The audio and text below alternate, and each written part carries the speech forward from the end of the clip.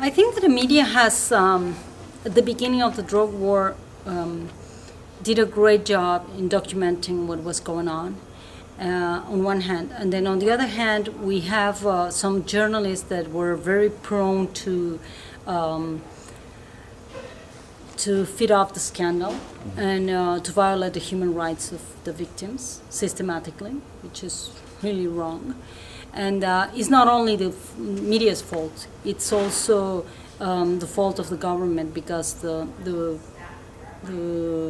national security system and the military and the police started showing off all the detainees all the time, telling their names and showing their faces without even really knowing if they were guilty or not guilty. And the press kept on putting the names not only of the so-called criminals, but also of the victims. And I think that was really wrong. It's a systematic violation of human rights of the victims. But then on the other hand, it was really important to let people know what was really going on. If it wasn't for the president would have been able to hide the fact that there were thousands of people being assassinated, and they were not all of them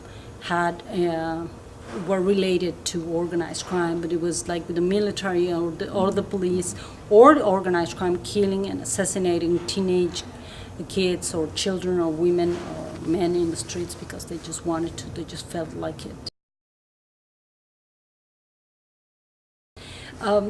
It depends. The cartels, when they began, they were very structured, and they are very linked to power, obviously to the powers that be, meaning they had always someone in the Senate, someone in the legislative chamber, someone in the police station, maybe in the local governments, and they were cutting deals all the time and being able to survive and traffic the drugs and everything without anything going wrong.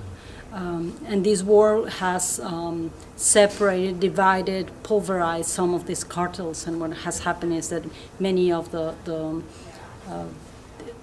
groups have resorted to systematic violence to scare people, but also to demonstrate power. So in the war amongst the cartels, they are assassinating people as a way to demonstrate how powerful they are in certain areas. And while doing so, they are also working with certain civil servants that are protecting them.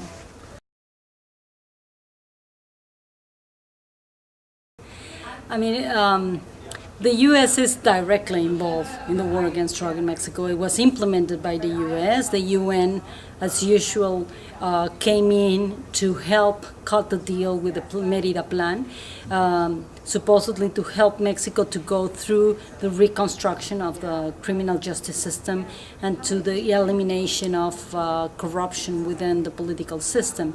But what really happened was that Washington decided to implement a war in which Washington was able to bring guns, to bring the intelligence services, and to control the internal intelligence of Mexico to a certain point, and to decide that violence was a good resource to control the drug lords, which is proven that it's wrong.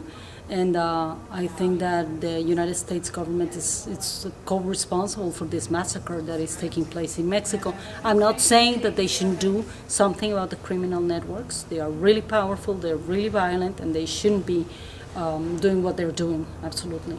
But what I'm saying is that Washington is quite hypocritical into what they're doing.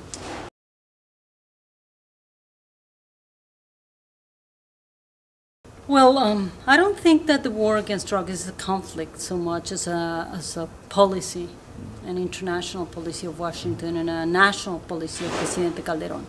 So they have actually created a situation in which a big part of society is really afraid and asking for certain political decisions that have a lot to do with violating human rights of everyone in order to keep peace. And that is really dangerous. So I believe that we have to get stronger voices defending human rights. We have to get the military out of the streets.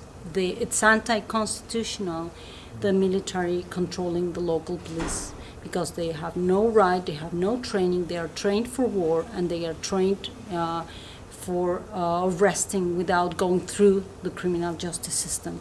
So I think that the first thing would be that, to get them out of the streets, to get the military out of the military's hands out of the police, and of course education.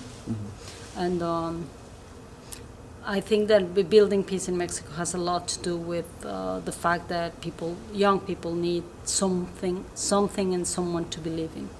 And actually, we don't have any moral leaderships in Mexico, so we need to develop moral leadership so young people believe that they have to fight for their country in a non-violent way.